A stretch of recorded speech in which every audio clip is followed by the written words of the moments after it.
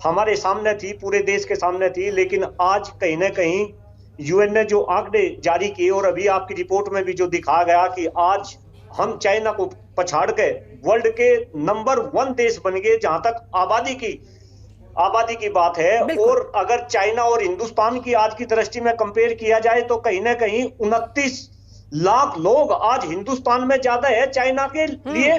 और बहुत ही शर्मसार मैं तो ये कहूंगा, और खास तौर से अगर इसका राजनीतिक मायना ना निकाला जाए तो मैं तो ये कहूंगा कि भारतीय जनता पार्टी की सरकार पिछले 9 साल से इस देश के अंदर है, और भारतीय जनता पार्टी की सरकार से लोग ये आशाएं लगाए बैठे थे कि कहीं ना कहीं ये सरकार देश में इस आबादी को कंट्रोल करने के लिए जल्द से जल्द और सख्त से सख्त जनसंख्या नियंत्रण कानून बनाएगी, लेकिन ऐसा हो ना सका।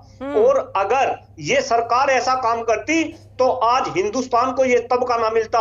इस देश के अंदर आज सांस लेने के लिए हवा नहीं, पीने के लिए पानी नहीं, खाने के लिए शुद्ध खाद्यान्न नहीं, हमारी शिक्षा व्यवस्था अच्छी नहीं, इतनी बेरोजगारी, इतनी महंगाई, इतनी भूखमरी, इतने कुपोषित बच्चे, इन सब के पीछे अगर कोई ना कोई सबसे बड़ी समस्या है तो वो आज हमारे देश की बढ़ती हुई जनसंख्या है। जनसंख्या नियंत्रण कानून की बात तो होती है मलिक साहब, लेकिन ये इंप्लीमेंट क्यों नहीं किया जाता? इस पर सीरियस नोट पर काम क्यों नहीं होता है? क्या कारण आपको नजर आते हैं? क्या ये जानबूझकर डिले किया जाता है?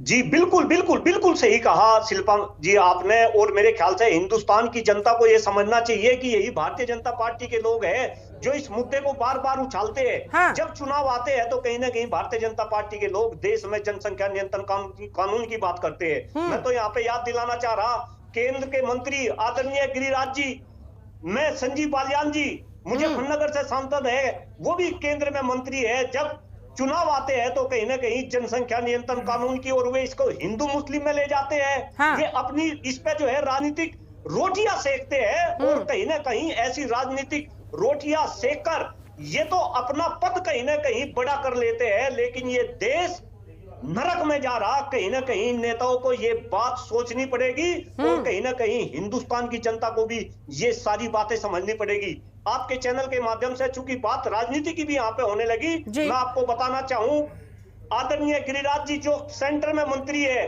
करीब 5 साल पहले बागपत के अंदर मैं खुद उस लड़ाई में शामिल था। हमने एक जनसभा की थी और वहां पे आदरणीय गिरिराज जी ने इस बात को कहा था कि अगर 2019 के चुनाव से पहले भारतीय जनता पार्टी की सरकार ने देश में जनसंख्या को कंट्रोल करने के लिए जनसंख्या नियंत्रण कानून नहीं बनाया तो मैं राजनीति छोड़ दूंगा, मैं आपके बीच आ जाऊंगा। लेकिन ऐसा हुआ नहीं, कानून बना नहीं, लेकिन उन्हीं मंत्री को भारतीय जनता पार्टी में जो है बड़ा कर दिया गया, उनको जो है कैबिनेट मंत्री बना दिया गया। ठीक है, राजनीति तो खूब हुई, लेकिन कोई एक्शन लेने की जहमत किसी ने नहीं उठाई, इस तरफ किसी ने गौर करने की कोशिश तक नहीं की।